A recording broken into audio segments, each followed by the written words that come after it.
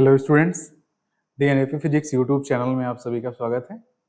आज की क्लास में हम लोग अपने मैकेनिक्स पेपर जो DSE fourth semester BSc mathematics का एक पेपर है, इलेक्टिव पेपर मैथमेटिक्स का, उसके इम्पोर्टेंट टॉपिक्स को अंडरस्टैंड करने की सीरीज में आज हम अपने इस पेपर के थर्ड यूनिट के कुछ इंपॉर्टेंट टॉपिक्स को लेकर इस क्लास को आगे बढ़ाएंगे। इससे पहले तक हम लोगों ने एक एक क्लास हमारे फर्स्ट यूनिट और सेकेंड यूनिट से रिलेटेड जो मोस्ट इंपॉर्टेंट टॉपिक्स है उस पर आप लोगों को डिलीवर कर चुके हैं। तो चलिए आज शुरू करते हैं हमारे इस मैकेनिक्स फोर्थ सेमेस्टर के यूनिट नंबर 3 को। अच्छा, और एक बात, जो नोट्स है, पीडीएफ का नोट्स जो है, ये इस क्लास का जो नोट्स है वो इस वीडियो के डिस्क्रिप्शन में आपको मिल जाएगा।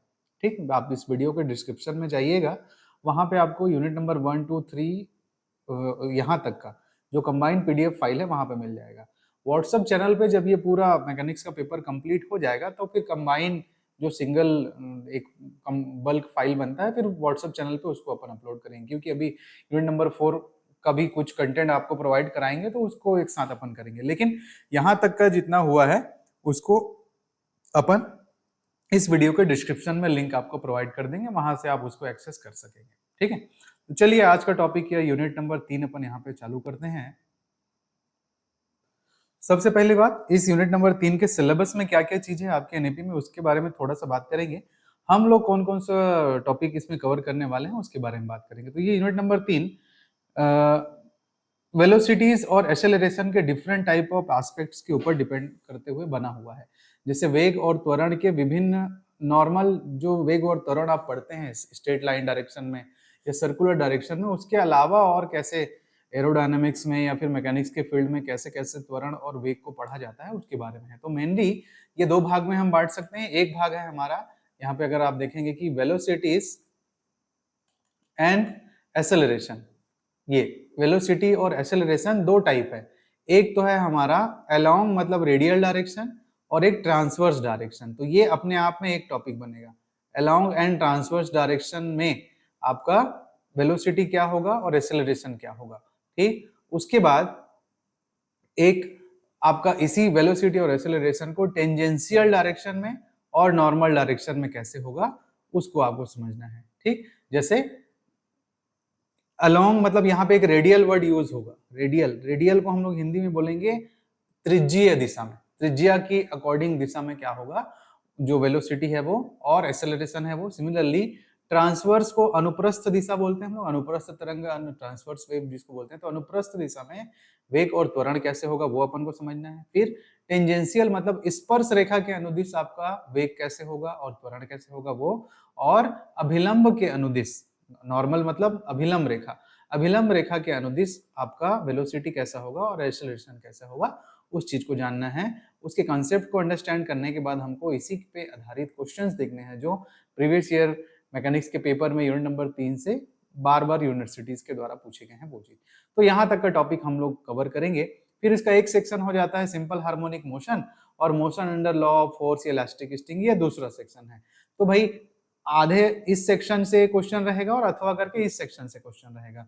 तो मैं आप लोगों को ये वाला सेक्शन कराऊंगा, velocity and acceleration in radial and transverse direction and tangential and normal direction, अपने पॉइंट ऑफ व्यू से इंपॉर्टेंट टॉपिक के कंसंट्रेशन से। ये उतना बल्कि भी नहीं है और स्कोरिंग भी रहेगा। ठीक, तो हम लोग इस यूनिट से इतने को अपना यहाँ पे कवर करेंगे, और फिर अगर टाइम बचेगा तब जाके सिंपल हार्मोनिक मोशन या फिर और इलास्टिक स्टिंग जैसे का कॉन्सेप्ट है वो सबको देखेंगे, बट ये थोड़ा सा लेंदी पड़ता है, याद करने जैसा रहता है। तो स्कोरिंग वाला जो सेक्शन है उसको पहले कर लेते हैं, और इससे 100% क्वेश्चन आपको आपके एग्जाम में मिलने ही वाला है। ठीक, तो चलिए इस क्लास को अपन शुरू करते हैं यहाँ पर कि वेलोसिटी और एक्सेलरेशन के डिफरेंट और नए नए एस्पेक्ट्स क्या हैं उसको अपन को समझना है। ओके स्टूडेंट्स, तो ये क्लास चालू करते हैं अपन। हमारा मेन हेडिंग टॉपिक यहाँ पर है velocity and acceleration along radial and transverse direction. त्रिज्य दिशा और अनुप्रस्थ दिशा में वेग एवं त्वरण को जानना और उन फॉर्मूले के बेस पे क्वेश्चंस को अंडरस्टैंड करना। तो सबसे पहले कुछ चीजों की परिभाषाएं आप समझ लीजिए कि आखिर किसको क्या बोलेंगे, उसके आधार पर ही बड़े टॉपिक आपको अंडरस्टैंड होंगे। तो जैसे कोणीय वेग हम लोग जानते हैं, एंगुलर वेलोसिटी क्या होता है, यदि कोई पॉइंट वृत्तीय पाथ में गति करते हुए केंद्र से अगर कोई कोण थीटा बनाता है तो उसका कोणीय वेग डी थीटा बटे dt से रिप्रेजेंट करते हैं।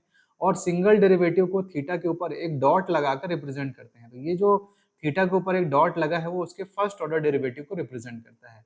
अगर मैं कोणीय वेग को ही फिर से डिफरेंशिएट कर दूं तो उसको मैं कोणीय त्वरण कहूंगा या फिर एंगुलर एक्सेलरेशन कहूंगा, जिसको इसी पर्टिकुलर क्वांटिटी का डबल डेरिवेटिव होगा। तो डबल डेरिवेटिव मतलब थीटा के ऊपर डबल डॉट लगा के अपन इसको रिप्रेजेंट करेंगे। तो ये आगे चल के एक्सप्रेशन में जब थीटा के ऊपर सिंगल डॉट, थीटा के ऊपर डबल डॉट ये सब आए तो आप फिर कंफ्यूज मत होइएगा। इसका मतलब है कि one time derivative with respect to time, two time derivative with respect to time. तो ये कोणीय वेग और कोणीय त्वरण एक तरह से इस तरह से, जैसे कोई कर्व वाला पाथ है जिसमें कोई पॉइंट P है जिसका पोलर कोऑर्डिनेट r और थीटा इस पॉइंट पर है, और वो चलते हुए यदि पॉइंट नंबर Q पे पहुंचता है तो वहां पे उसका polar coordinate r plus del r और थीटा प्लस डेल थीटा है। तो उस कंडीशन में अगर थीटा में displacement theta plus del theta होता है तो फिर क्या क्या ये चीजें परिभाषित होंगी, उस चीज को आपको समझना है। ठीक है, तो ये दो चीज तो हम लोग छोटे क्लासेस से पढ़ते आ ही रहे हैं कि कोणीय वेग क्या होता है, कोणीय त्वरण क्या होता है।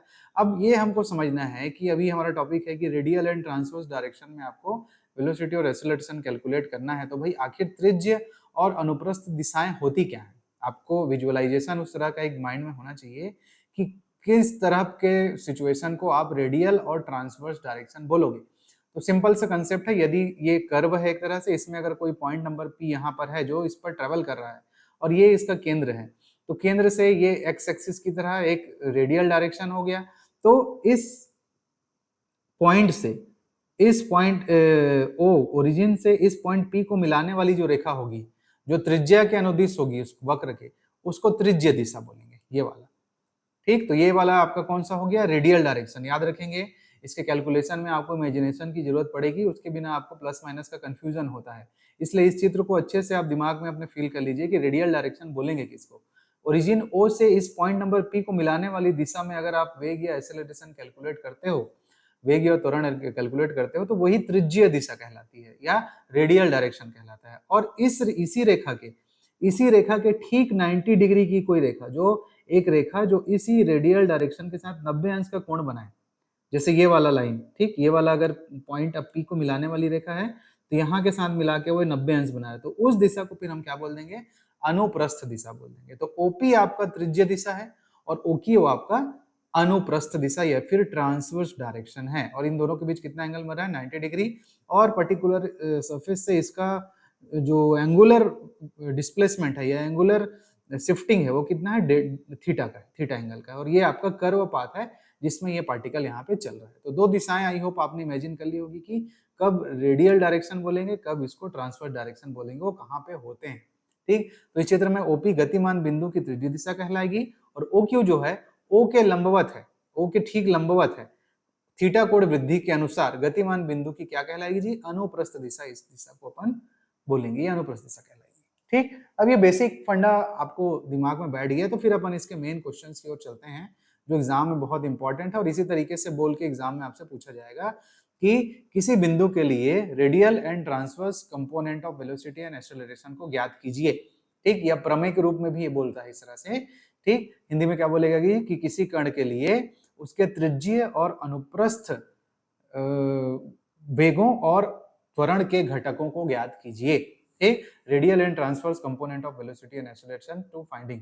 सो ये बहुत इंपॉर्टेंट है, ये एग्जाम इसी तरीके से बोल के पूछता है, या तो इस तरह से थ्योरम लिख के पूछता है। कैसे जी, कि एक कण एक समतल वक्र में गतिमान है, समतल में एक स्थिर बिंदु से होकर जाने वाले त्रिज्य दिशा में के अनुदिश और उसके ठीक लंब रूप के दिशा में किसी कण का किसी क्षण t पर आपको वेग का घटक और त्वरण के घटकों को ज्ञात करना है। मतलब त्रिज्य वेग, अनुप्रस्थ वेग ज्ञात करना है, त्रिज्य त्वरण और अनुप्रस्थ त्वरण को ज्ञात करना है। तो ऐसा भी लिख के देता है एग्जाम में। ठीक, बहुत ज्यादा इंपॉर्टेंट है। या फिर कैसे पूछ सकता है, एक समतल में गतिमान एक कण का त्रिज्य और अनुप्रस्थ वेग एवं त्वरण को ज्ञात कीजिए। तो क्वेश्चन आपके माइंड में रिफ्लेक्ट हो गया होगा कि कैसे ये आता है। अब हम लोग इसके सॉल्यूशन पे बात करते हैं। तो सबसे पहले डायग्राम को थोड़ा सा अंडरस्टैंड कर लीजिए, डायग्राम इज वेरी इंपॉर्टेंट। यहीं पे सारा चीज यहाँ पे आपके कैलकुलेशन जो बना हुआ है। तो सिंपल सा चीज है जी, एक ओरिजिन पॉइंट लेंगे, ओरिजिन पॉइंट से ये एक्स एक्सिस होगा, उससे थीटा एंगल पर, ये थीटा है ना, ये वाला थीटा है, थीटा एंगल पर इस वक्र में गति करता हुआ एक बिंदु P यहाँ पर है इस तरह से। तो इस बिंदु P का केंद्र O से जो दूरी है, त्रिज्यीय दिशा है इसलिए स्मॉल r ले लिए हैं, और इस डायरेक्शन में, इसी डायरेक्शन में जो वेलोसिटी है उसको स्मॉल u ले लिए हैं। ध्यान रखेंगे, नोटेशंस वेरी इंपॉर्टेंट आपको इसको चीजों को सॉल्व करने के लिए। तो इसी डायरेक्शन में वेलोसिटी u ले लिए। अब ये बिंदु ट्रेवल करते हुए इस वक्र में गति करते हुए इस पॉइंट नंबर q पर पहुंचता है। तो q पर पहुंचने से इसमें कितना की शिफ्टिंग हो जाती है, एंगल में डेल्टा थीटा शिफ्टिंग हो जाती है। तो फिर उस आधार पर ये जो एंगल हुआ, यहां से जो बनाया हुआ एंगल, ये डेल्टा थीटा के तुल्य होगा।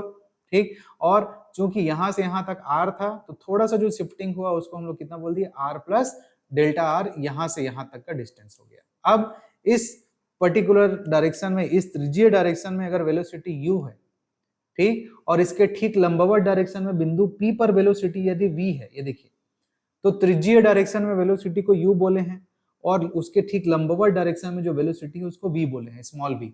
सिमिलरली पॉइंट नंबर q पर कितनी कितनी वृद्धि हो जाएगी, त्रिज्यीय दिशा में जो वेलोसिटी है उसमें u प्लस डेल्टा u की वृद्धि हो गई, और जो आपके लंबवत दिशा में, जो अनुप्रस्थ दिशा में जो वेलोसिटी है उसमें v प्लस डेल्टा v की वृद्धि हो गई, ये अपन मान के चलते हैं। सिमिलरली ये वाला एंगल आपका डेल्टा थीटा के अंतराल के बराबर रहेगा, तो ये डेल्टा थीटा के बराबर, जैसे ये डेल्टा थीटा। ठीक, तो वो रोटेशन वाइज, तो ये वक्र इस तरह से है। उसमें दो जगहों पर P और Q पर बिंदु के ट्रेवल को डिफाइन करते हुए हमने कुछ चीजें यहाँ पे डिफाइन की हुई हैं। इस डायग्राम का बहुत महत्व है, आप इसको 2 बार 3 बार बना के प्रैक्टिस जरूर करके रखिएगा। ठीक है, ठीक है। इसमें कुछ कुछ रचना भी अपन की है, कैलकुलेशन करने के लिए कुछ रचना अपन को करना पड़ेगा। जैसे पॉइंट नंबर Q से यहाँ पर एक लंब डाले हैं QM, जो कि लंब है किस पर, OP पर, OP दिशा पर। तो QM एक लंब है OP पर, एक रचना किए हुए हैं, और जिससे कि PM और QM ये वाला, ठीक, विस्थापन PQ का, कौन सा विस्थापन, विस्थापन एक्चुअल में डिस्प्लेसमेंट कहाँ पे हो रहा है, वक्र में हो रहा है डिस्प्लेसमेंट। बिंदु P यहाँ पर था और ये जो बैंड एक तरह का वक्र है ना, एक तरह का कर्व है, डिस्प्लेसमेंट उसमें हो रहा है। तो डिस्प्लेसमेंट PQ जो हुआ उसी का कुछ लंबवत और ऊर्ध्वाधर, क्षैतिज और ऊर्ध्वाधर घटक के रूप में ये PM और QM आपको कुछ अंशों को, उसके डिस्प्लेसमेंट के अंशों को प्रदान करेंगे। जैसे कि जो OP है वो रेडियल डायरेक्शन में विस्थापन है, और जो आपका ये QM है वो लंबवत दिशा में विस्थापन है। जैसे ये PQ टोटल विस्थापन था, तो इसका एक भाग इस दिशा में विस्थापित हुआ है इफेक्ट उसका, और एक भाग लंबवत दिशा में विस्थापित हुआ है। तो PQ का ही आपका विस्थापन PM और QM है, इस लंब को डालने के बाद। इसका उपयोग करेंगे आगे चल के। आपको डायग्राम में कौन कौन से टर्म क्या है, कैसे हैं, उस चीज को यहाँ पे अंडरस्टैंड कराने की कोशिश की गई है। चलिए, अब इसको सॉल्व करने के लिए, इस पर्टिकुलर चीज को निकालने के लिए कि भाई हमको त्रिज्य दिशाओं में वेग निकालना है और अनुप्रस्थ दिशाओं में वेग निकालना है, सिमिलरली त्वरण भी निकालना है, तो क्या करेंगे, तो हम सबसे पहले रेडियल और ट्रांसवर्स वेलोसिटी कैलकुलेट करेंगे। सबसे पहले वेगों को ज्ञात करेंगे त्रिज्य दिशाओं में और लंबवत दिशाओं में। तो उसके लिए क्या करेंगे, आप चित्र को थोड़ा सा एक्सप्लेन करेंगे, एग्जाम में जब आएगा तो लिखना है कि चित्रानुसार एक बिंदु एक वक्र पर गति कर रहा है। जो पॉइंट नंबर गति करता हुआ वो t समय पर, माना कि एक बिंदु या कण जो है एक वक्र पर गति कर रहा है और t समय पर कण की स्थिति बिंदु P पर है यहाँ पर, और t प्लस डेल्टा t समय पर वो बिंदु Q पर है। इस प्रकार जो चाप, ये जो ये वाला PQ वाला है, जो वक्र का जो भाग होता है जिसको हम लोग चाप बोलते हैं, ठीक है, जो वक्र का एक छोटा सा पार्ट, बेंडिंग वक्र का जो होता है, जैसे वृत्त में आप लेते हो, तो ये जो चाप PQ है ये डेल्टा t समय में विस्थापित होता है। जो P से Q तक गया, तो ये जो डिस्टेंस है PQ, वही डेल्टा t समय में कितना विस्थापन हुआ उस चीज को प्रदर्शित करता है। अब मान लेते हैं हम लोग P का जो कोऑर्डिनेट है वो r और थीटा है, तो उस हिसाब से Q का कोऑर्डिनेट क्या होगा, r प्लस डेल्टा r और थीटा प्लस डेल्टा थीटा। तो ये डेल्टा r यहाँ से इंक्रीज हुआ है, डेल्टा थीटा यहाँ से इंक्रीज हुआ है। तो कुछ चीजें आपने यहाँ पे वर्णन की है, कुछ ऐसा नया चीज नहीं है, चित्र में जो चीजें थी उसी को लिखे हैं, तो ये भी आसान है करना आपके लिए। ठीक, चलिए धीरे धीरे आगे बढ़ते हैं इसके कैलकुलेशन पे। अब हमको क्या निकालना है जी, हमको त्रिज्य दिशा में वेग निकालना है। त्रिज्य दिशा में वेग को कैसे डिफाइन किए हैं, u से डिफाइन किए हैं, ध्यान से समझिएगा यहाँ पर। ठीक, तो हम मानते हैं कि जो u है, स्मॉल u है, वो OP के अनुदिश वेग का घटक है, जिसको r से रिप्रेजेंट करेंगे, r कैप ऐसा एरो ऊपर की ओर जाते हुए। देखिए चित्र में, देखिए OP के अनुदिश वेग, OP को डायरेक्शन को समझिए, O से लेके P मतलब R डायरेक्शन में, तो इस दिशा में वेग है वो, उसको किससे परिभाषित किए हैं, U से परिभाषित किए हैं, स्मॉल u से। तो U को हमने कहा OP के अनुदिश वेग का घटक, मतलब R एरो। अब वेग कहने का क्या मतलब है, वेग मतलब होता है विस्थापन में परिवर्तन की दर, मतलब OP की दिशा में विस्थापन में परिवर्तन की दर, u बराबर ओपी की दिशा में वेग का घटक, मतलब ओपी की दिशा में विस्थापन में परिवर्तन की दर। अब ओपी दिशा में विस्थापन में परिवर्तन की दर को लिमिट के कंसेप्ट से कैसे लिखेंगे हम लोग? ओ से पी तक जाने में कितना समय लगा था स्टूडेंट? देखिए ये मतलब पी से क्यू तक जाने के लिए जो विस्थापन है क्या है? ओपी दिशा में विस्थापन, ओ से पी इस डायरेक्शन के अकॉर्डिंग विस्थापन लेंगे तो वो तो ये वक्र के अनुसार बढ़ रहा है, और वक्र के अनुसार बढ़ रहा है तो उसको फिर डेल्टा टी समय लगा है वहां पर। तो ओपी दिशा के अनुसार विस्थापन में परिवर्तन कैसे हुआ है? Limit delta T tends to zero, इसको इसी कंसेप्ट से लेके चलना है। डेल्टा टी समय में ओपी की दिशा में विस्थापन, डेल्टा टी दिशा में ओपी की दिशा में विस्थापन बटे डेल्टा टी समय। तो ओपी की दिशा में जो विस्थापन का घटक था वो क्या था? देखो डायग्राम में ओपी की दिशा में विस्थापन पीएम है, देखिए पी से एम इस इधर इफेक्ट हो रहा है वक्र का जो, ठीक। तो ओपी की दिशा में विस्थापन क्या है? पीएम है। तो यहाँ पे टर्म वाइज आपको क्या मिल जाएगा? पीएम बटा डेल्टा टी, ठीक। यहां तक आप आसानी से समझ पहुंच सकते हैं। Limit delta T tends to zero, PM बटे डेल्टा टी। अब ये पीएम क्या है? पीएम क्या है देखिए ध्यान से, पीएम है आपका ओपी ये वाला, ठीक। यहाँ पे मतलब ओ एम माइनस ओपी, ये ओ से एम तक के डिस्टेंस में यदि आप ओ से पी तक के डिस्टेंस को माइनस कर दोगे तो आपको क्या मिलेगा? पीएम मिलेगा, क्योंकि सारी दूरियां केंद्र से यहाँ पे मेजर करेंगे अपन मेजरेबल एरिया में। तो पीएम बराबर आपने लिख लिया ओ एम माइनस ओपी बटे डेल्टा टी, तो है ही है। अब ये ओ एम को कैलकुलेट करेंगे। ये ओ एम है कहाँ पे? चित्र में देखिए जरा ध्यान से, ओ एम कहाँ है? ओ एम ये वाला, ओ से एम तक का डिस्टेंस, और ओ से पी तक का डिस्टेंस तो आपको पता है आर होता है, लेकिन ओ एम नहीं पता है। तो ओ एम, और यहाँ पे एंगल कौन सा बना है? अगर मैं एक त्रिभुज लूं ओ एम क्यू, ध्यान से देखेंगे मैं त्रिभुज ले रहा हूं ओ एम क्यू, तो ओ एम क्यू में एंगल बना है डेल्टा थीटा, और ओ से एम तक का मान आपको नहीं पता है, और कर्ण का मान इस पर्टिकुलर त्रिभुज के लिए कर्ण का मान क्या है? R plus delta r. तो इस त्रिभुज में यदि मैं कॉस थीटा लगाऊं, कॉस थीटा आधार बटे कर्ण, आधार बटे कर्ण, ठीक। तो आधार आपका ओ से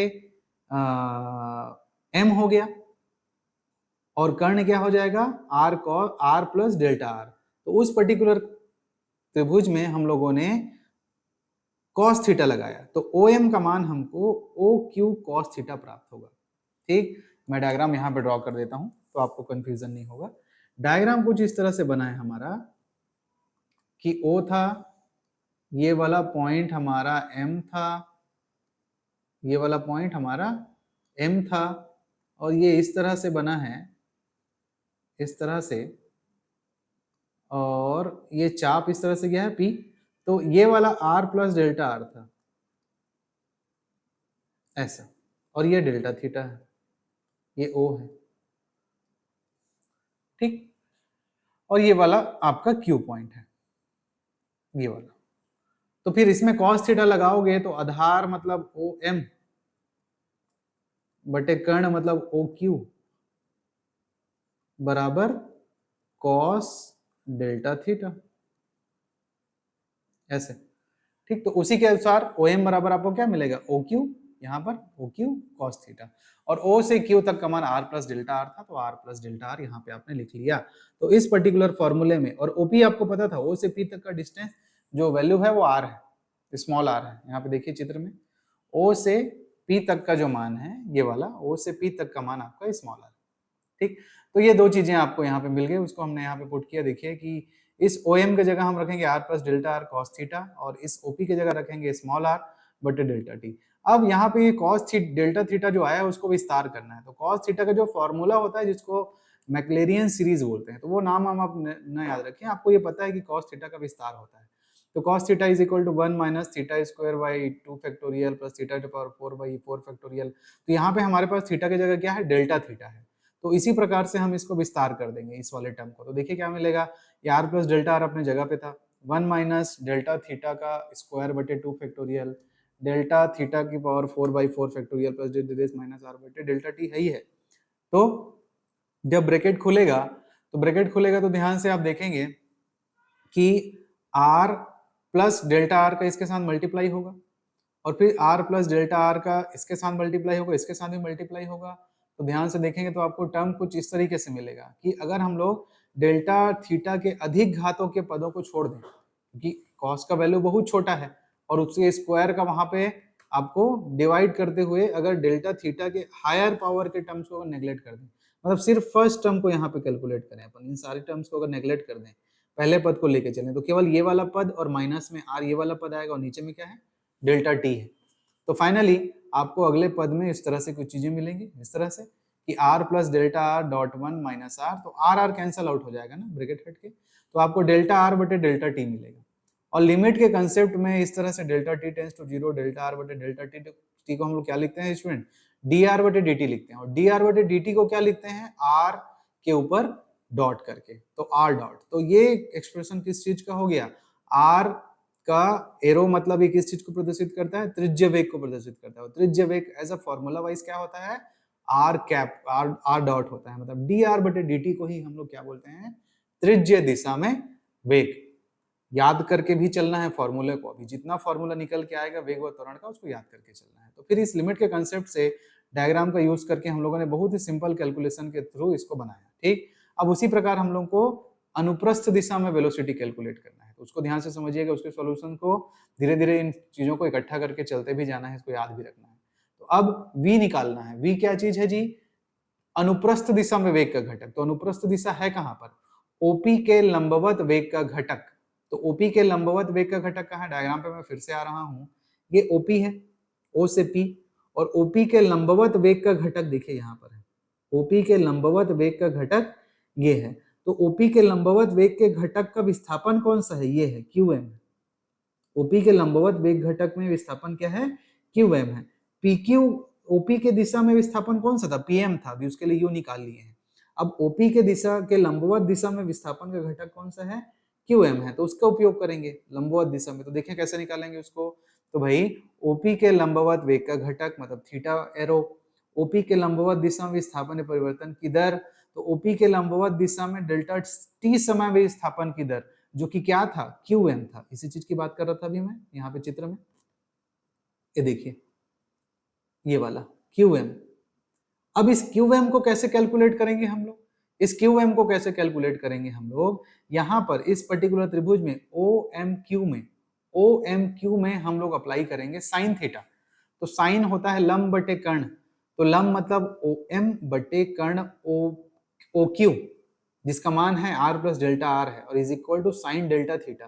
तो फिर त्रियक गुणा करके मेरे को क्यू एम का मान R plus delta R sine delta theta मिल जाएगा, ठीक। और बटे में डेल्टा टी है हमारे पास। तो फाइनली मैं यहाँ पर ये देखिए ये मिलेगा मेरे को, limit delta t tends to d zero Q M बटे डेल्टा टी, और क्यू एम ही क्या था, ओपी के लंबवत दिशा में डेल्टा टी समय में विस्थापन था।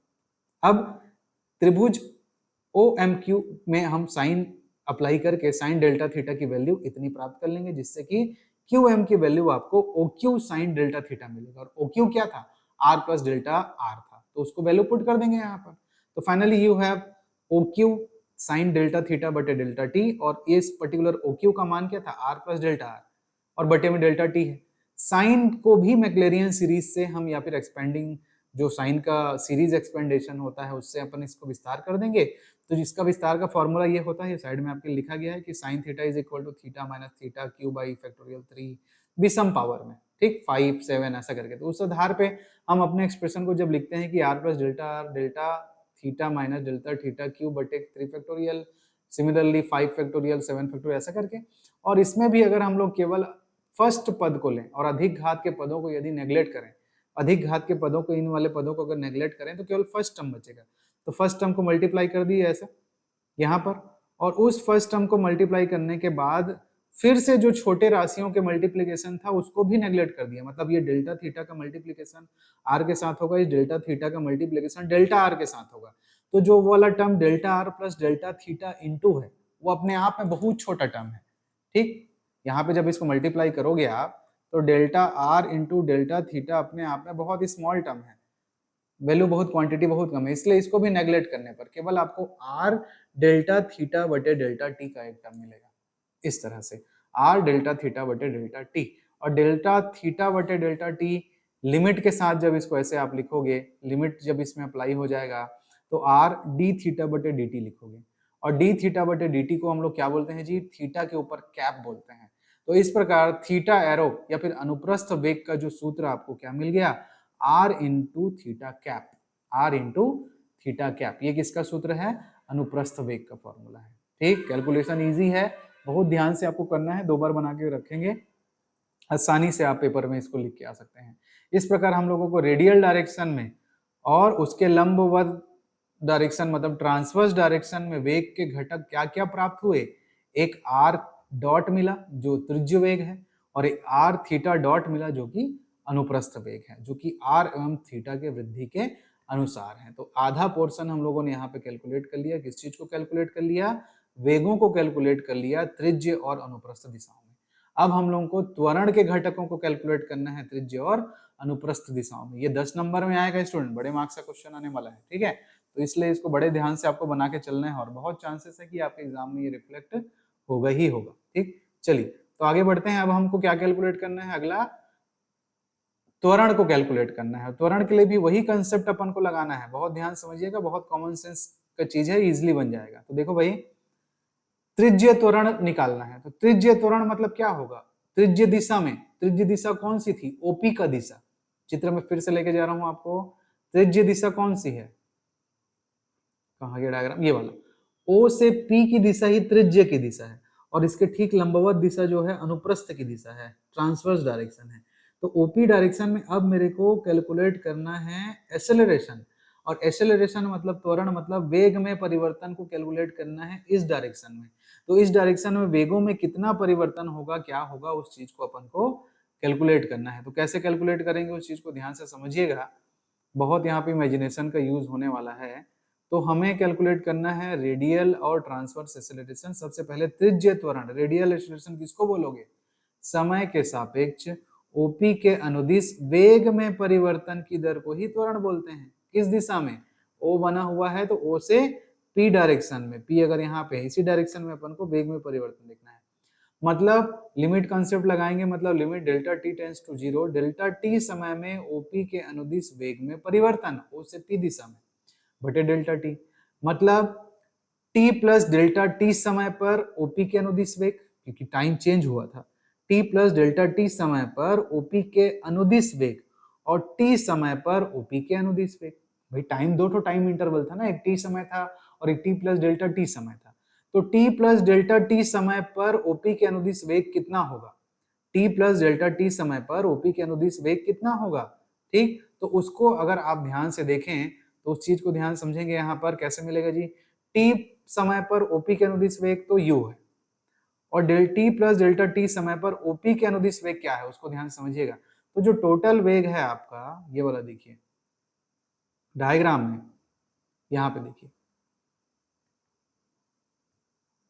टी प्लस डेल्टा टी समय पर ओपी के अनुदिश वेग, ओपी के अनुदिश वेग, तो ओपी के अनुदिश वेग जो है आपका टी प्लस डेल्टा टी समय पर इस दिशा में वेग, इस दिशा में वेग कौन है जी, आपका जो वेलोसिटी था उसका पोर्शन का कॉस थीटा वाला पार्ट है, कॉस थीटा वाला पार्ट है इस डायरेक्शन में, और इस डायरेक्शन में कौन सा वाला काम करता है आपका, साइन थीटा वाला पार्ट काम करता है। ठीक, इस वाले डायरेक्शन में साइन थीटा वाला पार्ट काम करता है, लेकिन ओपी डायरेक्शन में, इस डायरेक्शन में इफेक्ट जब अगर आप उसका देखेंगे, इफेक्ट अगर आप इसका देखेंगे तो हमें रेडियल डायरेक्शन में निकालना है, रेडियल डायरेक्शन में निकालना है मतलब इसी दिशा में। तो दोनों काम तो दोनों कर रहा है, दो वेलोसिटी है वहां पे, एक रेडियल डायरेक्शन में, एक आपके अनुप्रस्थ डायरेक्शन में। तो दोनों वेलोसिटी का इफेक्ट कैसा है, एक का इफेक्ट आप जो चाहते हैं उस दिशा में है, ओपी की दिशा में है, ऐसे दिशा में है, और एक का इफेक्ट इस दिशा में है, ऐसे दिशा में है। या फिर मैं बोलूं कि कण चल कैसे रहा है, एक्चुअल में उसका मूवमेंट देखिए, कण का चलना ऐसे है, ऐसे वो ऐसे ऐसे वक्रकार में घूम रहा है, तो वक्रकार में घूम रहा है, ऐसे जा रहा है, ऐसे घूमते हुए जा रहा है, और मैं निकालना चाहता हूं उसके एक्सेलरेशन को इधर इस दिशा में, तो इस दिशा में निकालना चाहता हूं, इस दिशा में, तो इस दिशा में कौन सा वाला इफेक्ट ज्यादा है, जो पॉजिटिव लगेगा, तो कॉस थीटा वाला पार्ट, जो हॉरिजॉन्टल पार्ट है वो पॉजिटिव इफेक्ट करेगा, और जो साइन थीटा वाला पार्ट है, जो साइन थीटा वाला पार्ट है, क्योंकि आप ऐसे घूमते हैं इस तरह इफेक्ट लगाते हैं, लेकिन आपको निकालना इस तरफ है, तो साइन थीटा वाला पार्ट नेगेटिव इफेक्ट करेगा, क्योंकि वो इस तरफ लेके जाता है, कर्ण को मोड़ने का काम करता है, और आप उसको इस दिशा में कैलकुलेट करने वाले हो, तो जो साइन थीटा वाला पार्ट है वो उसको नेगेटिव इफेक्ट करेगा। तो फाइनली परिवर्तन जब हम लोग निकालेंगे यहाँ पे वेग का क्या क्या इफेक्ट आया है, तो उसके अकॉर्डिंग आपको यहाँ पे मिलने वाला है कि t प्लस डेल्टा टी समय पर ओपी के अनुदिश जो वेग होगा वो दो भागों से मिलकर बनेगा, u plus delta u cos del theta, क्योंकि u इस दिशा का वेग था डायग्राम में, ये देखिए u प्लस डेल्टा u, ये देखिए यहाँ पर u plus delta u cos delta theta, यहाँ पर cos delta theta radial direction है, और यहाँ पर v plus delta v sign delta theta बनेगा, v प्लस डेल्टा v, क्योंकि v प्लस डेल्टा v आपका वर्टिकल डायरेक्शन में, तो साइन डेल्टा थीटा, और उसका इफेक्ट कैसा है, नेचर उसका कैसा है, नेगेटिव है, आप चाहते थे उस तरफ नहीं है तो उसको नेगेटिव लेंगे, तो फाइनली दोनों को जब वहां पे रखेंगे आप, अच्छा, और यहाँ पर ओपी दिशा में टी समय पर क्या था, टी समय पर वेलोसिटी, आपका टी समय पर जो वेलोसिटी था यहाँ पर वो कितना था, u था, इनिशियल वेलोसिटी u था ये वाला, ठीक। तो ध्यान से देखेंगे यहाँ पर आपको मिलेगा u plus delta u cos delta theta और v plus delta v sign delta theta, लेकिन इसका इफेक्ट नेगेटिव था इसलिए नेगेटिव, और t समय पर OP के अनुदिश वेग क्या था, t समय पर OP के अनुदिश वेग जो है इनिशियल वेलोसिटी u था, ठीक। यहाँ पे देखिए डायग्राम देख लीजिए आप, ये देखिए t समय पर OP का इनिशियल वेलोसिटी u था, और t प्लस डेल्टा t समय पर यहाँ का इफेक्ट काम करेगा, जिसके लिए एक पॉजिटिव इफेक्ट था ये वाला, और ये वाला नेगेटिव इफेक्ट का था, तो टोटल हमने यहाँ पे इस चीज को कैलकुलेट कर दिया लिमिट वाले कंसेप्ट से, उस चीजों को रख के यहाँ पे अब मैथमेटिकल कैलकुलेशन है ये, इसीलिए यहाँ पे मैंने स्टार लगा के रखा है, ये वाला स्टेप आपका इंपॉर्टेंट है, इसको समझना इंपॉर्टेंट है आपके लिए। तो ये आपको क्लियर हो गया, तो फिर ये आप सिंपल सा चीज है, कॉस थीटा को एक्सपेंड कर दीजिए मैक्लेरियन सीरीज में, और साइन थीटा को एक्सपेंड कर दीजिए मैक्लेरियन सीरीज में, जो उसका इवन ऑड के फॉर्म में फैक्टोरियल वाले टर्म में उसका जो एक्सप्लेनेशन होता है उसके अकॉर्डिंग। तो फिर देखिए u plus delta u this much, v plus delta v this much, हम क्या करते हैं हायर ऑर्डर टर्म को नेग्लेक्ट कर देते हैं, तो अधिक घात के पदों को सिंपल से नेग्लेक्ट कर दीजिए, यहाँ से 1 से मल्टीप्लाई होकर आपको ये वाला पद मिलेगा, यहाँ से डेल्टा थीटा से मल्टीप्लाई होकर आपको ये वाला टर्म मिलेगा, और माइनस में u ये वाला बचेगा, और बटे में डेल्टा t है। अब ध्यान से देखेंगे तो ये u भी कैंसल आउट हो जाएगा यहाँ पर, ये वाला, और ये स्मॉल क्वांटिटी जो होंगे डेल डेल के साथ जो मल्टीप्लाई वाले होने वाले क्वांटिटी होंगे उसको भी नेग्लेक्ट कर देना है, ठीक। तो बचेगा क्या, तो देखिए जरा, यहां से तो ये डेल्टा u बचने वाला है ये वाला, क्योंकि u इससे कट गया, और यहां से v के साथ मल्टीप्लाई होगा डेल्टा थीटा, तो v के साथ मल्टीप्लाई होगा डेल्टा थीटा, और जो डेल्टा v और डेल्टा थीटा था उसको मैंने नेग्लेक्ट कर दिया, क्योंकि वो और छोटा क्वांटिटी आएगा, ठीक, जैसे पहले किए थे। तो हम लोगों ने जो डेल्टा आपका v इंटू डेल्टा थीटा वाले टर्म को भी नेग्लेक्ट कर दिया है छोटे क्वांटिटी के फॉर्म में, तो ध्यान रखेंगे इस चीज को।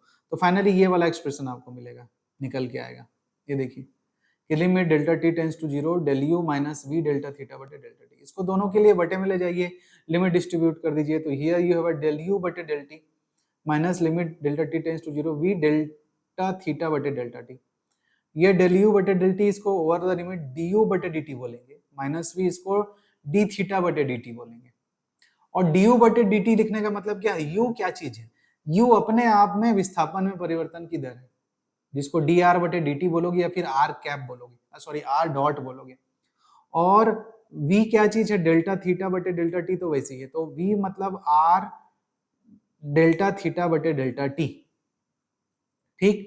तो r थीटा जो आपका u क्या था, त्रिज्य वेग r कैप, और v क्या चीज है, वही आपका अनुप्रस्थ वेग था, और अनुप्रस्थ वेग का व्यंजक हम लोग निकाल के लेके आए हैं ना, r थीटा डॉट होता है करके, कंफ्यूज मत होइएगा, यहाँ पर थोड़ा सा चैलेंजिंग है मैकेनिक्स का पेपर, कुछ चीजें आपको याद रख के चलनी है। देखिए त्रिज्य वेग क्या कैलकुलेट करके लेके आए हो, r डॉट, यही u है, यही स्मॉल u है, और स्मॉल v क्या कैलकुलेट करके लेके आए हो, यहाँ पे देखिए r थीटा डॉट, यही स्मॉल v है, तो यहाँ पे u और v की वैल्यू पुट कर रहा हूं मैं त्वरण वाले एक्सप्रेशन में, यहाँ पर तो यहाँ पे u की वैल्यू डेल्टा r बटे delta t minus r v के जगह r d थीटा बटे dt, और d थीटा बटे dt अपने आप में था, तो ये दोनों तो स्क्वायर हो जाएगा, ये डबल डेरिवेटिव हो जाएगा, तो उसको कैसे लिखोगे जी, डबल डेरिवेटिव को r double dot minus r theta dot का स्क्वायर, तो ये जो निकल के आया है आपके लिए r double dot minus are theta dot का स्क्वायर, इसको क्या बोलेंगे? रेडियल एक्सेलरेशन, त्रिज्यीय त्वरण बोलेंगे। इसको याद रख के भी चलना है आपको। ये हमने एक्सप्रेशन प्राप्त किया है त्रिज्यीय त्वरण के लिए। ठीक, कैसे कैलकुलेट किए हैं उस चीज को बहुत सावधानी से हम लोग यहाँ पे अंडरस्टैंड किए हैं। बहुत ध्यान से इसको देखिएगा तो उस स्टेप को अच्छे से आपको समझना है। चलिए अब मैं आगे बढ़ रहा हूँ अनुप्रस्थ त्वरण कैलकुलेट करने के लिए। तो जैसे त्रिज्यीय त्वरण के समय हमने ये वाले स्टेप में बहुत ध्यान दिया था, वैसे ही अनुप्रस्थ त्वरण वाले स्टेप में भी बहुत ध्यान दीजिएगा कैसे आएगा। तो अब हमें कैलकुलेट करना है अगला हमारा अनुप्रस्थ त्वरण। तो अनुप्रस्थ त्वरण या फिर ट्रांसवर्स एक्सेलरेशन कैसे निकलेगा? समय के सापेक्ष ओपी के लंबवत दिशा में वेग में परिवर्तन निकालना है। इससे पहले वाले में हम लोग क्या कर रहे थे? ओपी की दिशा में समय के साथ हम लोग वेग में परिवर्तन निकाल रहे थे। अब हमको निकालना है समय के साथ ओपी के लंबवत दिशा में वेग में परिवर्तन निकालना है। इसका मतलब है कि डेल्टा टी समय में ओपी के लंबवत वेग में परिवर्तन निकालना है। इसका मतलब है कि टी प्लस डेल्टा टी समय पर ओपी के लंबवत वेग में क्या परिवर्तन है या ओपी के लंबवत में क्या वेग है वो निकालना है। और फिर टी समय पर ओपी के लंबवत वेग का मान कितना है उसको निकालना है। तो अब ध्यान दीजिएगा, अब वक्र आपका कैसे चल रहा है, चलने का इफेक्ट कैसा है कण का, आपके कण के चलने के इफेक्ट ऐसा है, ऐसे मैं निकालना चाहता हूं लंबवत दिशा में, ओपी के लंबवत दिशा में। तो ओपी का लंबवत दिशा जो मैं जानता हूं, ओपी का जो ये वाला दिशा त्रिज्यीय दिशा है, ये वाला दिशा त्रिज्यीय दिशा है, और ये वाला दिशा जो उसका जाएगा ये ठीक उसका लंबवत दिशा है, ऐसे 90 डिग्री पे जो जाएगा, ऐसे सॉरी ऐसे 90 डिग्री, वो वी है। इस डायग्राम को देखते हैं, ओरिजिनल डायग्राम को। ये देखिए, ये आपका त्रिज्यीय दिशा है और ये आपका अनुप्रस्थ दिशा है। अब हमको ओपी के लंबवत दिशा में वेग में क्या परिवर्तन होता है वो निकालना है। तो ओपी के लंबवत दिशा में वेग के कौन कौन से घटक हैं? जब कर्ण इस तरह से ऐसे जाते रहेगा, इस तरह से ऐसे जाते रहेगा, तो ऐसे घूमना है कर्ण को ऐसा, तो ये वाला तो आपके रेंज में है, जो साइन थीटा वाला पार्ट है उसी तरफ लेके जाएगा, और कॉस थीटा वाला पार्ट भी घूम के इसी इफेक्ट की ओर जाएगा। ठीक, इसी उसका प्रभाव इसी तरफ रहेगा दोनों का। मतलब जब आप घूमते हुए इस तरफ लेके जा रहे हो तो सारा भार, सारा इफेक्ट आप एक साथ लेके जाना चाहते हो, लेकिन अगर रास्ते से सीधा सीधा आपको किसी दूसरे दिशा में कैलकुलेट करने को कहा जाता है तो चीज उसमें कमी आती है। लेकिन अगर आप उस रास्ते में ही चलते हुए इस तरह से इफेक्ट करते हुए ऐसा जा रहे हो तो दोनों काइंड ऑफ वेलोसिटी आपका एड इफेक्ट शो करेगा। एड इफेक्ट शो करेगा मतलब उन दोनों का कंबाइन फोर्स इस दिशा में लगेगा। और इनिशियल वेलोसिटी आपका क्या है? v है। और जब ऐसे घूमते घूमते आप ऐसे जा रहे हैं तो आपका v plus delta we sign delta theta का और u प्लस डेल्टा यू का कॉस डेल्टा थीटा का, दोनों आपको पॉजिटिव इफेक्ट देंगे, इसी तरफ ले जाने वाले हैं। इसलिए क्योंकि डायरेक्शन आप इधर ले रहे हो, आप इधर नहीं ले रहे हो, डायरेक्शन अब आप इधर ले रहे हो। इसको इमेजिन करने की जरूरत है आपको। ठीक, तो इस हिसाब से हमारा एक्सप्रेशन जो मैथमेटिकल एक्सप्रेशन है वो कैसे मिलने वाला है कि भाई वैसे में मेरे को मिलेगा u प्लस डेल्टा यू का साइन थीटा पार्ट। देखो हर चीज का दो पार्ट है, u प्लस डेल्टा यू का साइन थीटा पार्ट, इसका लंबवत पार्ट, इसका स्वयं का इसका लंबवत, u प्लस डेल्टा यू का कॉस थीटा पार्ट तो इधर काम करेगा, लेकिन u प्लस डेल्टा यू का साइन थीटा पार्ट इधर काम करेगा ऊपर की ओर, क्योंकि sine theta part vertical portion होता है, तो ये आपको काम करेगा। और v प्लस डेल्टा v का cos theta part, v plus delta v का इसी दिशा में कॉस थीटा पार्ट होगा और इसके लंबवत दिशा में ऐसे साइन थीटा पार्ट होगा। इसको भी डिस्ट्रीब्यूट किए हैं छोटे छोटे टुकड़ों में, तो u प्लस डेल्टा u का साइन थीटा पार्ट इधर काम करेगा और v प्लस डेल्टा v का कॉस थीटा पार्ट उधर ही काम करेगा, क्योंकि उसके अलोंग द डायरेक्शन है। ठीक, तो फिर और इनिशियल डायरेक्शन का वेलोसिटी v है आपके पास, तो यहाँ पर एक्सप्रेशन कैसे मिलने वाला है ये देखिए, u प्लस डेल्टा यू का साइन थीटा पार्ट और v प्लस डेल्टा v का कॉस थीटा पार्ट, ये दोनों का डायरेक्शन एक ही तरफ था इसलिए पॉजिटिव इफेक्ट दिए, और इनिशियल वेलोसिटी क्या था? v था, इसलिए v आ जाएगा। मैं फिर से समझा रहा हूँ इस चीज को, बहुत ध्यान से समझने की जरूरत है आपको कि अगर ये आपका वक्र है, 1 सेकेंड, इसको इरेज करके यहाँ पे फिर से मैं थोड़ा सा उसको एक्सप्लेन करना चाहता हूँ, क्योंकि ये की है। इस चीज को अगर आप कंफ्यूज होके भूलेंगे तो वहां पे आप गड़बड़ करके आएंगे। ठीक, कि भाई यहाँ पे वक्र था हमारा, ये पॉइंट Q है, ये पॉइंट P है, यहाँ पर आपका वर्टिकल डायरेक्शन में जो वेलोसिटी था वो v था, यहाँ पर दो दिशाएं हैं, एक ऐसी दिशा है जिसमें u प्लस डेल्टा u है, और आपके लिए एक डायरेक्शन ऐसा है जिसमें v प्लस डेल्टा v है। तो ये अलोंग द डायरेक्शन क्या होता है, cos थीटा से रिप्रेजेंट होता है, और इसका ठीक परपेंडिकुलर डायरेक्शन किससे रिप्रेजेंट होता है, साइन थीटा से रिप्रेजेंट होता है। ये अलोंग द डायरेक्शन है, इसके नहीं, इसके अपने स्वयं के लिए, अपने खुद के लिए v प्लस डेल्टा v का ये वाला डायरेक्शन cos डेल्टा थीटा से रिप्रेजेंट होगा, और इसके जो परपेंडिकुलर होगा ऐसा कुछ, वो आपके साइन थीटा से रिप्रेजेंट होगा। तो जो साइन थीटा वाला पार्ट है यहाँ का, वो उसके हॉरिजॉन्टल लाइनिंग में है, लेकिन हमको वर्टिकल लाइनिंग चाहिए। तो वर्टिकल लाइनिंग में कौन कौन है, इस u प्लस डेल्टा u का साइन थीटा वाला पार्ट और v प्लस डेल्टा v का कॉस थीटा वाला पार्ट, ये दोनों वर्टिकल डायरेक्शन में है, इसलिए इन दोनों को लेंगे। और इनिशियल वेलोसिटी इस पॉइंट नंबर P पर वर्टिकल डायरेक्शन में कितनी थी, v थी, तो उसको लेंगे। तो फिर ये दोनों velocity t plus delta t समय पर, और फिर माइनस ये वाली वेलोसिटी, तब जाके आप वेग में परिवर्तन यहाँ पे कैलकुलेट कर रहे हैं। तो u plus delta u sign delta theta, v plus delta v cos delta theta minus v, again u। अब यहाँ पे मैंने सीरीज नहीं रखा है, थोड़ा सा ध्यान दीजिएगा। यहाँ पे हम क्या करते जी, sine theta plus delta sine delta theta को विस्तार करते आप, यहाँ पे कॉस डेल्टा थीटा को विस्तार करते। तो चूंकि स्टेप्स बार बार हम रिपीट कर रहे हैं, आप मेन एग्जाम में भी ऐसा कर सकते हो। मुझे पता है कॉस डेल्टा थीटा वाले फॉर्मूले में शुरू वाला पद 1 आता है, और साइन डेल्टा थीटा वाले फॉर्मूले में शुरू वाला पद डेल्टा थीटा आता है। तो फिर यहाँ का सिर्फ पहला पद ले लिया, यहाँ का भी सिर्फ पहला पद ले लिया, तो उसको रख दिया विस्तार करने के बाद, और फिर इसको मल्टीप्लाई करोगे तो ये u डेल्टा थीटा तो आएगा, और डेल्टा u डेल्टा थीटा आपका नेग्लेक्ट हो जाएगा, क्योंकि वो छोटा राशि है ये वाला। और यहाँ से क्या मिलने वाला है, v से v कटेगा ये वाला, और डेल्टा v बचेगा, ये डेल्टा v। तो फाइनली ये तो हट गया, तो ये u डेल्टा थीटा ये वाला, और डेल्टा v और डेल्टा t आया। इसको बटे में लेके जाएंगे दोनों को, तो इस तरह से आएगा u d थीटा बटे dt प्लस dv बटे dt। जब लिमिट हटा दोगे आप तो कंप्लीट डिफरेंशियल ऑपरेटर के टर्म में लिख लोगे, ये लिमिट हटाने के बाद उसको कंप्लीट डी फॉर्म में लिख लिया जाता है। तो फिर ये u d थीटा बटे dt प्लस dv बटे dt, और फिर मैं जानता हूं कि u क्या है अपने आप में, त्रिज्य वेग है, जिसको dr बटे dt बोलूंगा, और d थीटा बटे dt है मेरे पास। ये d बटे dt v क्या चीज है जी, अनुप्रस्थ वेग है, जिसको r थीटा डॉट या फिर d थीटा बटे dt बोलते हैं। तो ये हमने रख दिया। यहाँ से आपको क्या मिलेगा, dr बटे dt, d थीटा बटे dt अपनी जगह पर है। ये डिफ्रेंशिएट करना है, दो पद है, ये पहला पद है, ये दूसरा पद है। तो कैसे होगा डिफ्रेंशिएट, पहले का अवकलन दूसरा वैसी रहेगा, तो dr बटे dt, दूसरा वैसी है d थीटा बटे dt, प्लस दूसरा वैसी रहेगा, पहला वैसी रहेगा दूसरे का अवकलन, तो r इसका अवकलन d2 theta by dt square. तो ये आपने कर दिया।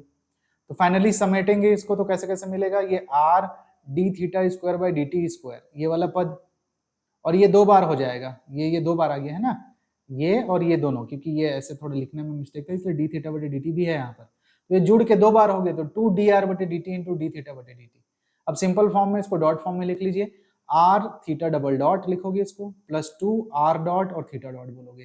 तो ये जो एक्सप्रेशन निकल के आता है फाइनली, इसको बोलते हैं हम लोग ट्रांसवर्स एक्सेलरेशन, अनुप्रस्थ दिशा में आपका त्वरण, ट्रांसवर्स एक्सेलरेशन।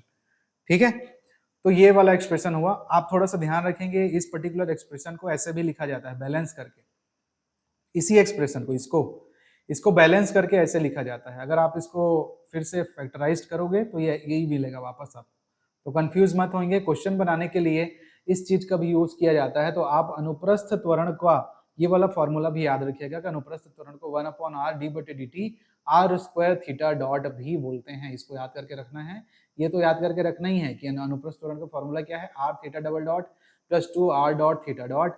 इसको हम अल्टरनेटिव फॉर्म में ऐसे भी लिख सकते हैं कि 1/r d बटे dt r square d theta बटे dt। तो यहाँ तक जो कैलकुलेट किया हम लोगों ने, वो इस पर्टिकुलर मेन प्रश्न का हल हमने ढूंढा है कि 10 नंबर का ये बड़ा नंबर थ्योरम क्वेश्चन आएगा कि भाई आपको एक कण के लिए त्रिज्य और अनुप्रस्थ दिशाओं में वेग और त्वरण के घटकों को ज्ञात करना है। ये डायग्राम अपने आप में बहुत सारी चीजों को मेंटेन करके रखता है, इसलिए आप इसको बार बार बना के प्रैक्टिस करिए।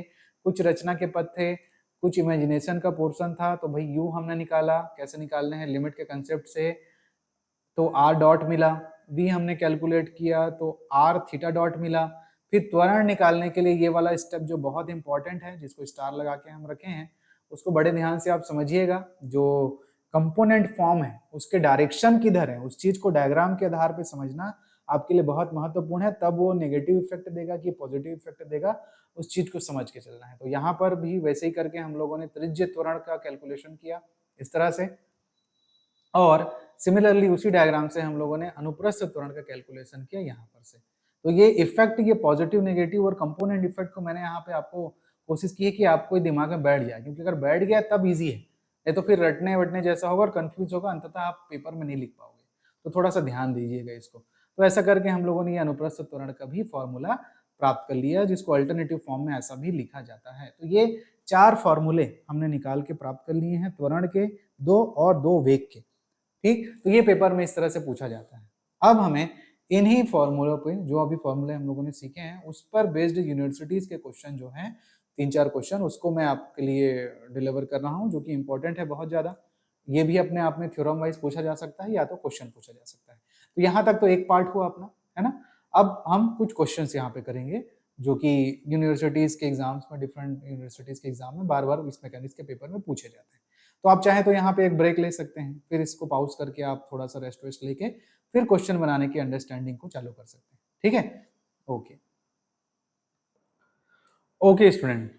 तो अभी तक हम लोगों ने जो त्रिज्य और अनुप्रस्थ त्वरण और वेगों का जो फॉर्मूला पढ़ा, अब उसके आधार पे आपको क्वेश्चन पेपर में जो आते हैं उसको समझना है, उसको बनाना है। ठीक है, तो ये कुछ क्वेश्चंस मैंने कुछ कलेक्ट किए हैं जो कि पेपर में बार बार रिपीट होते हैं, मैकेनिक्स के क्वेश्चन जो है, और आने के चांसेस ज्यादा जिसके हों, ऐसा अनुमान लगा के 2-3 क्वेश्चन आपके लिए यहाँ पे मैं शेयर कर रहा हूँ। थ्योरम तो आप जरूर बना के आए, अगर कुछ भी नहीं बनता तो कम से कम थ्योरम वहाँ पेपर में लिख के आइएगा। ठीक, चाहे उससे रिलेटेड त्रिज्य और अनुप्रस्थ, बट यहाँ पे आप देख लिए वहाँ पे कम से कम वो थ्योरम ही लिख के आ जाइएगा। एग्जामिनर उतना, क्योंकि ये पेपर थोड़ा सा चैलेंजिंग है, इसको निकाल लेना ही आपके लिए अच्छा है, इसमें बैक लगाना बहुत हेडेक का काम रहेगा आपके लिए। तो इसको आप थोड़ा सावधानी से इसको लेके चलेंगे। तो चलिए कुछ क्वेश्चंस अपन यहाँ पे समझते हैं, जो कॉन्सेप्ट हमने सीखा है उसके आधार पे। अच्छे अच्छे क्वेश्चन है, इजिली समझ में आ जाएगा। ये क्वेश्चन ये पेपर में कई बार रिपीट हुआ है, आया हुआ है कि यदि किसी कण के त्रिज्य और अनुप्रस्थ वेग सदैव एक दूसरे के समानुपाती हो। दो चीज दिया है, यदि किसी कण का जो रेडियल वेलोसिटी है और ट्रांसवर्स वेलोसिटी वो एक दूसरे के कैसे होते हैं, प्रोपोर्शनल होते हैं। तो हमें शो करना है कि जो पथ बनेगा, जो पाथ बनेगा वो समान कोणिक सर्पिल होगा, इक्विनो एंगल ऐसा कुछ बोलते हैं, इक्वल एंगल सर्पिल या स्पाइरल। स्पाइरल आप समझते हैं, इस तरह की आकृति, ये स्पाइरल का शेप है। इसका सबसे अच्छा एग्जांपल है वो जो शंख होता है, शंख का जो शेप होता है, जो समुद्री जीव है शंख है, या जो बरसात के दिनों में आप सीपी वगैरह देखते हैं तो उनका जो शेप होता है, ठीक, वो एक तरह का स्पाइरल शेप होता है, उनका जो शरीर का आकार होता है वो स्पाइरल शेप है। तो इसको ही बोलते हैं समान कोणिक सर्पिल, इक्विनो एंगल या स्पाइरल, ऐसा कुछ नाम है उसका। तो इसमें क्वेश्चन में बोला क्या है, यदि किसी पार्टिकल के रेडियल वेलोसिटी और ट्रांसवर्स वेलोसिटी एक दूसरे के प्रोपोर्शनल है। तो अभी हम लोगों ने फॉर्मूला डिराइव किया, हमको पता है कि रेडियल वेलोसिटी आर कैप होता है और transfer velocity r theta cap, cap नहीं जी, डॉट होता है। ठीक, आर थीटा डॉट होता है। प्रश्न में बोल रहा है कि त्रिज्य वेग और अनुप्रस्थ वेग समानुपाती हैं, तो ये दोनों समानुपाती हैं। अब किसी भी चीज का पथ अगर निकालना है, आपको पाथ निकालना है या इक्वेशन निकालना है, तो उसमें से हमको इस पर्टिकुलर फॉर्मूले को सॉल्व आउट करना है। सॉल्व आउट करके हमको जो टाइम का जो कॉन्सेप्ट कांस्टेंट है उसको विलोपित करना रहता है पाथ का इक्वेशन निकालने के लिए। तो सिंपल सा कंसेप्ट है, आर को हम लिखेंगे डी आर बटे d t proportional to r, theta dot को लिखेंगे डी थीटा बटे डी टी। प्रोपोर्शनलिटी का साइन हटाने के लिए कांस्टेंट के का यूज कर लेते हैं, के कांस्टेंट है, दोनों तरफ से dt ऑपरेटर हट जाएगा, dt हट गया, तो r वाले पदों को एक तरफ ले लिए तो डी आर बटे are is equal to k d theta यहाँ पर, और इंटीग्रेशन कर दिए तो इसको इंटीग्रेशन कर दीजिए तो डी आर बटे आर इंटीग्रेशन, ये देखिए डी आर बटे r integration is equal to k d theta plus एक कांस्टेंट सी लग जाएगा, डी आर बटे आर का integration log r is equal to k d theta का थीटा प्लस सी।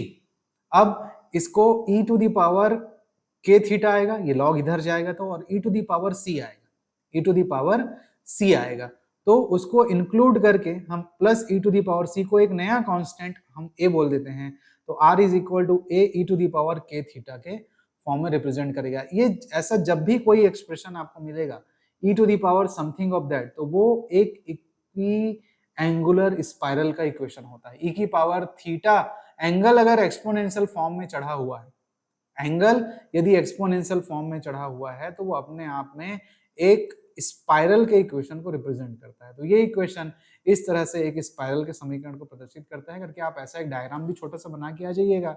और ये जो बोल रहा था वो यहाँ पे प्रूफ होता है। इसमें मतलब है कि r is equal to a e to the power k theta अपने आप में एक इक्वी एंगुलर स्पाइरल को प्रदर्शित करता है। तो ये बहुत छोटा और बहुत इजी क्वेश्चन था, सिंपल है, बस इक्वेट करना था आपको। ये दो चीज पता होनी चाहिए थी, बस ये वाली जो कि फॉर्मूला आप डिराइव किए रहेंगे तो पता रहेगा और फिर आसानी से आपको ये इस चीज को प्रूव कर लेंगे। तो अच्छा क्वेश्चन है, स्कोरिंग है। चलिए आगे बढ़ता हूं मैं। ये क्वेश्चन कई बार रिपीट हुआ है, बहुत बार एक सेम क्वेश्चन पैरामीटर को चेंज करके एक रहता है वो वाला और ये वाला, ये इस तरह क्वेश्चन बार बार एग्जामिनर पूछता है। तो बड़े ध्यान से समझिएगा, सारा चीज इसी में दिया रहता है, उसी के आधार पे जो फॉर्मूले हम लोग पढ़े हैं उसी के आधार पे हम इसको सॉल्व करते हैं। क्या है क्वेश्चन? किसी कण के त्रिज्य और अनुप्रस्थ वेग ये दे दिया है आपको, क्वांटिटी वाइज कितना है, लैम्डा आर है और म्यू थीटा है। बिंदु पथ ज्ञात कीजिए, मतलब वो जो कण उस प्रस्थे पे चलेगा उसका शेप का इक्वेशन ज्ञात करना है और सिद्ध करना है कि इसके त्रिज्य और अनुप्रस्थ त्वरण मतलब रेडियल और ट्रांसवर्स जो एक्सेलरेशन होगा वो इतना और इतना होगा। क्वेश्चन आपको समझ में आ गया होगा। प्रश्न में आपको दे दिया है कि रेडियल वेलोसिटी और ट्रांसवर्स वेलोसिटी इतना और इतना है, तो हमको उसके लोकस का जो पाथ का इक्वेशन है वो बताना है, समीकरण निकालना है और हमको इसकी सहायता से उसके एक्सेलरेशन को भी कैलकुलेट करना है और बताना है कि रेडियल एक्सेलरेशन इतना आता है और ट्रांसवर्स एक्सेलरेशन इतना आता है। ये क्वेश्चन बहुत बार रिपीट हुआ है स्टूडेंट, आप बड़े ध्यान से इसको प्रैक्टिस करिएगा। चलिए चालू करते हैं इसको सॉल्व करना। कैसे सॉल्व करेंगे? प्रश्न अनुसार आपको दे दिया है जी कि त्रिज्य वेग लैम्डा आर है, मतलब आर डॉट का मान लैम्डा आर है, मतलब डी आर बटे डी टी का मान लैम्डा आर है। समीकरण एक बोल दिया, आर डॉट को ऐसे लिखते हैं। अनुप्रस्थ वेग आर थीटा डॉट का मान म्यू थीटा है, ये दिया है, मतलब आर डी थीटा बटे डी टी का मान म्यू थीटा है, समीकरण 2। अब चूंकि हमको उस रास्ते का समीकरण ज्ञात करना है, पाथ का समीकरण ज्ञात करना है, उसके लिए हमको टी टाइम के पैरामीटर को हटाना होता है और इंटीग्रेशन का कंसेप्ट करना रहता है। तो इसके लिए सिंपल इन दोनों समीकरण का यूज करके हम लोग टाइम के पैरामीटर को विलोपित करने की कोशिश करेंगे। तो समीकरण 1 और 2 यहाँ पर है, हम सिंपल यहाँ पे 1 और 2 को भाग दे देते हैं। समीकरण 1 से 2 को भाग दे देंगे तो ये dt dt कट जाएगा। तो क्या बचा आपके लिए कि 1/r, यहाँ से ये वाला r, डी आर बटे d theta is equal to lambda r बटे म्यू थीटा, वो तो इधर की क्वांटिटी थी। अब एक काम करते हैं कि डी आर और आर वाले टर्म को एक तरफ और थीटा वाले टर्म को एक तरफ ले आते हैं और बाकी चीज तो फिर कांस्टेंट है, लैम्डा म्यू ये सब कांस्टेंट है। तो यहाँ पे ये r यहाँ आ गया तो 1/r square d r is equal to lambda बटे म्यू डी थीटा बटे थीटा। अब ये अलग अलग हो गया तो इंटीग्रेशन कर लेते हैं, तो 1/r square d are plus lambda बटे म्यू डी थीटा बटे थीटा प्लस कांस्टेंट एक सी लग जाएगा, एक कांस्टेंट लग जाएगा यहाँ पर। अब आप देख पा रहे होंगे कि यहाँ पे 1/r स्क्वायर का इंटीग्रेशन करूंगा तो -1/r होगा, क्योंकि ये r स्क्वायर ऊपर जाके r की पावर -2 बनेगा। यहाँ पे लैम्डा बटे म्यू, यहाँ पर 1/थीटा का इंटीग्रेशन लॉग थीटा होगा, प्लस सी हो जाएगा। ठीक, इस क्वांटिटी को एक तरफ रखने के लिए बाकी चीजों को एक तरफ रखूंगा तो मैं इस तरह से प्राप्त करूंगा कि लैम्डा बटे mu log theta is equal to -1/r minus C. ये सी इस तरफ चलेगा, कैपिटल सी, इसको कैपिटल सी मानेंगे ना, अब चलेंगे। तो अगर अब ये लॉग के टर्म को, ये म्यू और लैम्डा बटे म्यू को इधर ले जाऊंगा तो क्या हो जाएगा स्टूडेंट, माइनस म्यू बटे लैम्डा आर, ध्यान देंगे यहाँ पे ना, माइनस म्यू बटे लैम्डा आर यहाँ पर, ठीक, और कैपिटल सी भी अपनी जगह पर है और ये लॉग इस तरफ जाएगा। आप हमेशा नहीं इस कांस्टेंट को बहुत ज्यादा इसको इफेक्ट नहीं देना है आपको सिर्फ इस पे कंसंट्रेट करना है, वेरिएबल जिसमें है। तो ये e टू दी पावर यहाँ पे जाएगा तो माइनस तो था ही, और ये म्यू ऊपर चला गया था, लैम्डा नीचे आ गया था, तो माइनस म्यू लैम्डा आर हो जाएगा। और ये तो कांस्टेंट था स्टूडेंट, इसके ऊपर e की पावर c भी लगेगा, माइनस c लगेगा, उसको फिर एक नया कांस्टेंट स्मॉल c बोल दूंगा और स्मॉल c आप इसमें इंटू में इस तरह से डिनोट करके देख लेंगे तो फाइनली आपको एक स्पाइरल का ही समीकरण मिलेगा। तो ये जो समीकरण निकल के आया है थीटा इज इक्वल टू सी ई की पावर माइनस म्यू बटे लैम्डा आर, ये क्या है, उसका बिंदु पथ है, जो लोकस पूछा था वो चीज है। कैसे निकाले, दोनों समीकरणों का उपयोग करके टी को विलोपित करके इंटीग्रेशन किए तो आ गया। अब हमें आगे क्या चीज पूछा है, अब हमें आगे पूछा है कि भाई इसका त्रिज्य त्वरण भी निकालिए और अनुप्रस्थ त्वरण भी निकालिए। तो त्रिज्य त्वरण निकालने के लिए त्रिज्य त्वरण का फॉर्मूला पता होना चाहिए आपको। देखिए त्रिज्य त्वरण का फॉर्मूला क्या होता है, ये होता है are double dot minus are theta dot का स्क्वायर। तो इसमें रखने के लिए इन चीजों को प्राप्त करना होगा आपको। आर डबल डॉट निकालना पड़ेगा, थीटा डॉट निकालना पड़ेगा, ठीक। वैसे ही ट्रांसवर्स जो एक्सेलरेशन होता है उसका फॉर्मूला क्या है, ये है r theta double dot plus 2 r dot theta dot. तो मेरे को ये थीटा डबल डॉट निकालना पड़ेगा, आर डॉट निकालना पड़ेगा, थीटा डॉट निकालना पड़ेगा, या फिर मैं अगर इस फॉर्मूले का यूज कर रहा हूँ तो थीटा डॉट निकाल के यहाँ पे रखना पड़ेगा। तो ये फॉर्मूला याद रहना चाहिए मेरे को। तो अब आगे मेरे को ये दो चीज पूछा था उस प्रश्न में कि भाई मेरे को ये जो त्रिज्य और अनुप्रस्थ त्वरण इतना निकाल के दिखाना है, ये आंसर दे दिया है, कैलकुलेट करके लेके आना है। तो यहां तक तो मैंने पाथ का समीकरण प्राप्त कर लिया। अब आर डॉट मेरे को दिया था लैम्डा आर है, तो आर डबल डॉट क्या होगा, लैम्डा आर डॉट, क्योंकि इसका एक बार होगा, लैम्डा तो कांस्टेंट था, मतलब d2r by d t square is equal to lambda, d2r by d t square is equal to lambda और आर डॉट का मान फिर से यहीं पर रख रहा हूं, ध्यान दीजिएगा। एक बार डिफ्रेंशिएट किया तो ये लैम्डा आर डॉट आया और आर डॉट का खुद का अपना मान है लैम्डा आर, तो लैम्डा आर यहाँ रख दिया। तो d2r by d t square का मान कितना मिला, लैम्डा स्क्वायर आर, ये मिला है आर डबल डॉट का मान। और क्या चाहिए, थीटा डॉट चाहिए। तो थीटा डॉट मैं समीकरण नंबर 2 से निकाल लूंगा यहाँ से। थीटा डॉट तो मेरे को पता है, यहाँ से देखिए थीटा डॉट का मान क्या है जी, म्यू थीटा बटे आर। ये देखिए म्यू थीटा बटे आर, तो थीटा डॉट तो प्रश्न में दिया था आपको, तो थीटा डॉट का मान था म्यू थीटा बटे आर। तो थीटा डबल डॉट क्या होगा, इसका एक बार डिफ्रेंशिएट करना पड़ेगा, तो डी बटे डी टी म्यू बटे आर थीटा। तो म्यू तो कांस्टेंट है तो वो तो बाहर चला जाएगा, लेकिन थीटा और आर पैरामीटर है, प्राचल है। तो थीटा और आर, थीटा बटे आर का डी बटे डी टी, मतलब दो फलनों का भागफल, और दो फलनों के भागफल का उकलन कैसे करते हैं, पहला फलन मतलब दूसरा फलन वैसी रहेगा मतलब आर, पहले का उकलन होगा मतलब थीटा डॉट, बीच में माइनस, पहला फलन वैसी रहेगा मतलब थीटा, दूसरे का उकलन होगा मतलब थीटा आर डॉट, और दूसरे का होल स्क्वायर होगा मतलब आर स्क्वायर। तो ये मिल गया आपको, ये म्यू है, तो बाहर में म्यू बटे आर स्क्वायर, और ये r theta dot minus theta r dot, ये मिल गया आपको। अब चूंकि आप जानते हैं समीकरण नंबर उसी 2 से कि जो आर थीटा डॉट था वो तो म्यू थीटा दिया था आपको, ये प्रश्न में दिया है, किसका मान है, अनुप्रस्थ त्वरण वेग का मान है, अनुप्रस्थ वेग का मान आपको दिया है म्यू थीटा है। और वैसे ही आर डॉट क्या है जी, त्रिज्य वेग है, त्रिज्य वेग का मान आपको लैम्डा आर दिया हुआ है। उन दोनों मान को यहाँ पे रख देंगे, उन दोनों मान को यहाँ पे रख देंगे तो भाई हमको विथआउट डॉट के एक्सप्रेशन में ये चीज मिल जाएगा। देखिए म्यू बटे r square, r theta dot की जगह मैंने रख दिया म्यू थीटा, और थीटा आर डॉट की जगह मैंने लैम्डा आर, तो लैम्डा आर थीटा। तो थीटा डबल डॉट का जो मान है, ये मैंने जो निकाल रहा था किसका मान था, थीटा डबल डॉट का, ये वाला थीटा डबल डॉट का मान मेरे को क्या मिल गया, ये देखिए ये मिल गया म्यू थीटा बटे r square mu minus lambda r, यहाँ से कॉमन निकल जाएगा, ये वाला म्यू थीटा कॉमन निकाल लिया। तो अब त्रिज्य त्वरण का फॉर्मूला चूंकि मैं जानता हूं ये होता है are double dot minus are theta dot का स्क्वायर, ठीक। एक चीज तो यहां से r double dot minus are theta dot का स्क्वायर, तो आर डबल डॉट की मान कितनी है, आर डबल डॉट का मान ये है लैम्डा स्क्वायर आर, ये देखिए ये वाला रख दिए। और आर थीटा डॉट स्क्वायर का मान क्या है, थीटा डॉट स्क्वायर, तो थीटा डॉट भी था आपके पास, ये देखिए थीटा डॉट ये है, थीटा डॉट का स्क्वायर मतलब म्यू थीटा बटे आर का स्क्वायर, तो म्यू थीटा बटे आर का स्क्वायर कर दीजिए आपने यहाँ पर, ये देखिए म्यू थीटा बटे आर का स्क्वायर, इसको स्क्वायर कर दिए और जमा दिए, तो देखिए ये आपको मिल गया इतना लैम्डा स्क्वायर बाई आर, नहीं sorry lambda square r minus mu square theta square by r, एक कट जाएगा ना। तो ये क्रॉस चेक करने के लिए है ना, हमारे प्रश्न में तो दिया था ये आना चाहिए करके, ये आ गया आपका, ये वाला ये दिया है आपको, ये प्राप्त कर लिया आपने। दूसरा क्या निकालना है जी, अनुप्रस्थ त्वरण।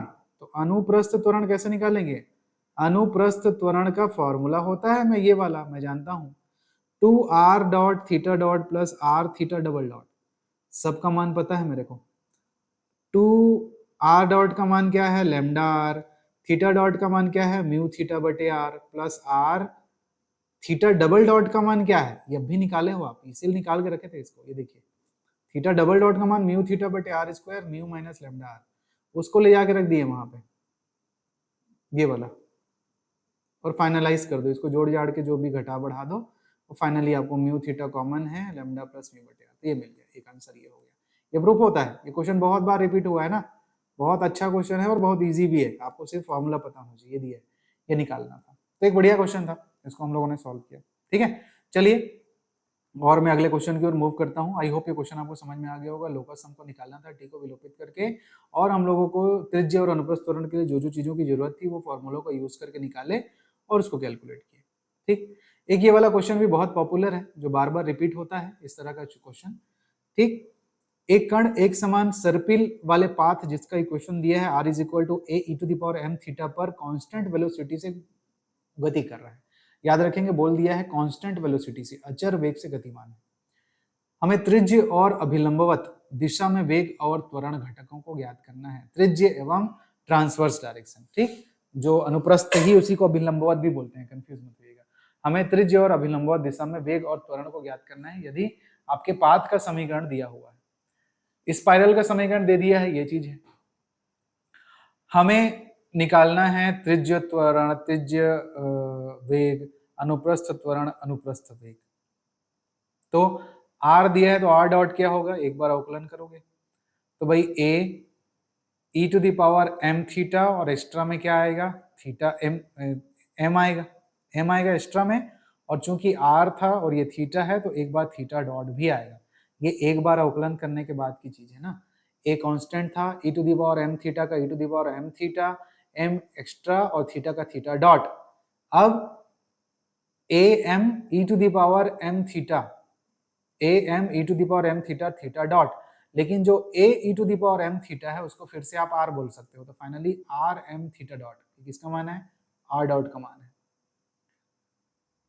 हमको दिया है प्रश्न में कि जो उसका वेलोसिटी है वो कांस्टेंट है, मतलब जो परिणामी वेग होगा, परिणामी वेग कैसे निकालोगे, अंडर रूट त्रिज्य वेग प्लस अनुप्रस्थ वेग का स्क्वायर। अब ये ऐसा कैसे आ रहा है उसको कंफ्यूज मत होइएगा। यहाँ पे देखिए मेन डायग्राम में हमारा त्रिज्य वेग किसको बोलते हैं जी, ये वाला है, ये वाला आपका त्रिज्य वेग है, ये u। अनुप्रस्थ वेग कौन सा है, ये है, तो इसका परिणामी रिजल्टेंट कौन होगा, ये जो ठीक इस तरह से स्पर्श रेखा के अनुदिश काम करेगा वो होगा ना। और इसमें जब आप वो लगाओगे वेक्टर एडिशन लॉ तो परिणामी का एक्सप्रेशन कैसे निकलता है, स्क्वायर रूट ऑफ बोथ इसके। तो उसी कंसेप्ट के अकॉर्डिंग हम यहाँ पे कांस्टेंट वेलोसिटी का कंसेप्ट लेके चल के अपने इस एक्सप्रेशन या क्वेश्चन को सॉल्व करने की कोशिश कर रहे हैं। तो हमको प्रश्न में दिया था कि उसका वेग अचर है, कांस्टेंट है, तो सबसे पहले परिणामी वेग निकालोगे, तो परिणामी वेग मतलब त्रिज्य वेग का स्क्वायर अंडर रूट में प्लस अनुप्रस्थ वेग का स्क्वायर। त्रिज्य वेग का फॉर्मूला मैं जानता हूं r डॉट का स्क्वायर होता है, और अनुप्रस्थ वेग का फॉर्मूला मैं जानता हूं r थीटा डॉट का स्क्वायर होता है। वही चीज कांस्टेंट है, अचर है, बोल दिया है आपको प्रश्न में, यही चीज हमारा क्या है, अचर है, कांस्टेंट है। इस पर्टिकुलर एक्सप्रेशन को अचर कांस्टेंट के मान लेते हैं। चलिए तो फाइनली अब r डॉट का मान मैंने निकाला है, r डॉट का मान है r m थीटा डॉट, देखिए r m थीटा डॉट यहां से निकाला था स्पाइरल के समीकरण से। अनुप्रस्थ वेग का मान वैसे ही रख दिया हूं, r थीटा डॉट का स्क्वायर। फाइनली जब आप यहां से देखेंगे तो आपको r theta dot whole square का टर्म में मिल जाएगा और स्क्वायर रूट से बाहर निकल जाएगा। तो finally k is equal to under root 1 plus M square r theta dot. तो यहां से अगर मैं r थीटा डॉट का वैल्यू निकालना चाहूं तो k बटे under root 1 plus M square, और r थीटा डॉट जो होता है उसी को अनुप्रस्थ वेग बोलता हूं। एक आंसर आ गया मेरा कांस्टेंट के टर्म पे। r थीटा डॉट मेरा क्या है, अनुप्रस्थ वेग का समीकरण है। त्रिज्य वेग क्या होता है जी, r डॉट होता है। r डॉट क्या है, यहाँ पर है, r डॉट का फॉर्मूला क्या है, r m theta dot, r m theta dot. तो चूंकि यहाँ पर r m थीटा डॉट है और यहाँ से अगर मैं थीटा डॉट की वैल्यू निकालूं, यहाँ से अगर थीटा डॉट की वैल्यू निकालूं तो k बटे r under root 1 plus M square. तो यहाँ पर जब रख दूंगा k बटे r under root 1 plus M square तो r कट जाएगा, तो ऊपर में क्या बचेगा, m k under root 1 plus M square. तो त्रिज्य वेग भी मैंने कैलकुलेट कर लिया, दो चीज निकाल लिया आपने, त्रिज्य वेग निकाल लिया और अनुप्रस्थ वेग निकाल लिया इस पर्टिकुलर कंसेप्ट से। अब हमें क्या कैलकुलेट करना है, त्वरण कैलकुलेट करना है। तो त्वरण कैसे कैलकुलेट करेंगे, उसके लिए फॉर्मूला यहाँ पे लगाएंगे।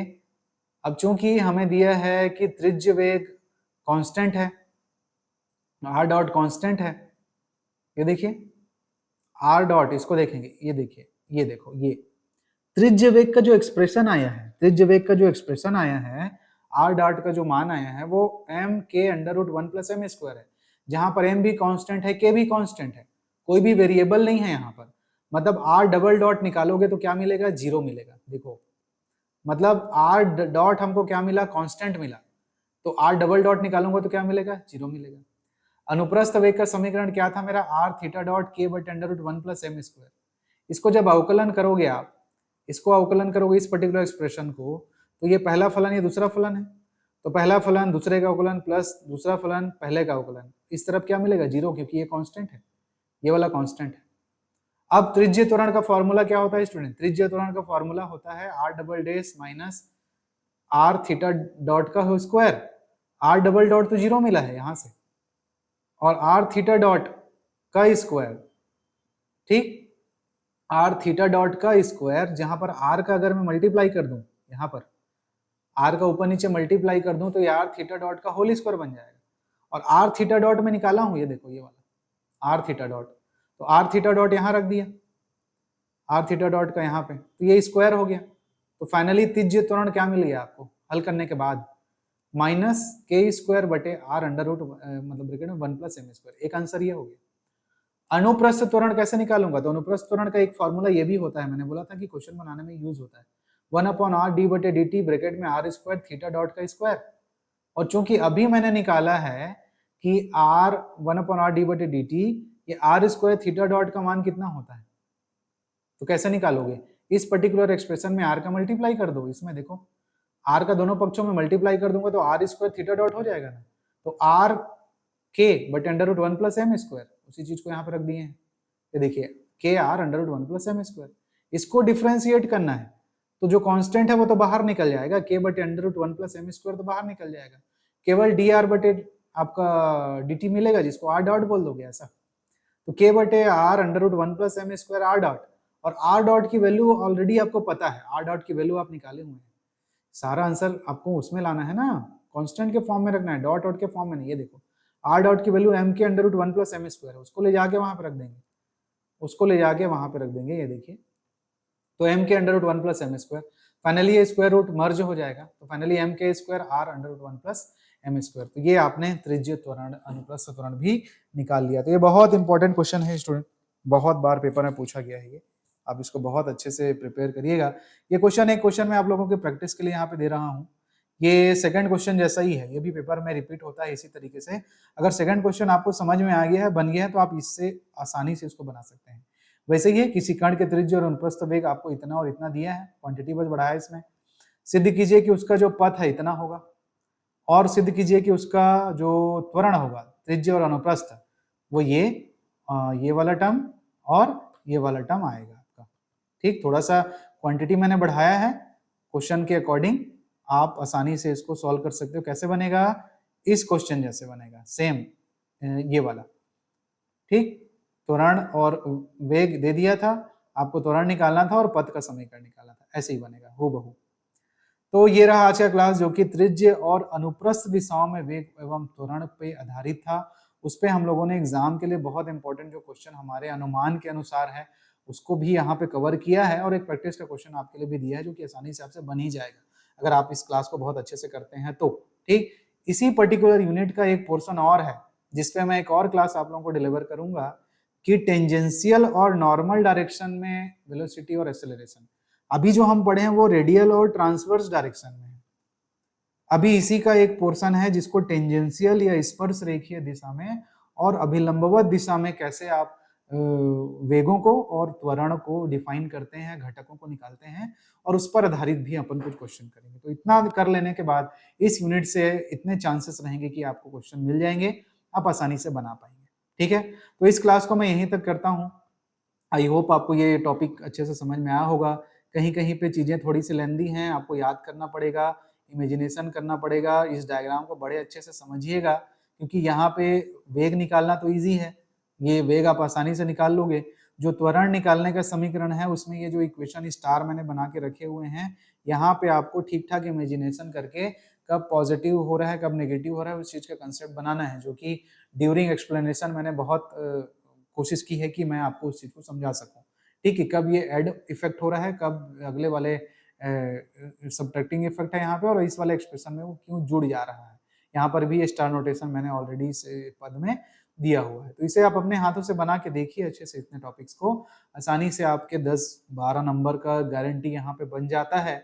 हम इस पर्टिकुलर यूनिट पे एक क्लास और करेंगे इसी तरह से वेलोसिटी और एक्सेलरेशन वाले, तो फिर आसानी से आप हम बोल सकते हैं कि आपके 15-20 नंबर आसानी से आप इसमें से कर लोगे। ठीक, तो ये क्लास इस पे अपन टेंजेंशियल और नॉर्मल डायरेक्शन वाला आपको और डिलीवर करेंगे। ठीक है, चलिए ठीक है, फिर मिलते हैं हम लोग अपने अगले क्लास में।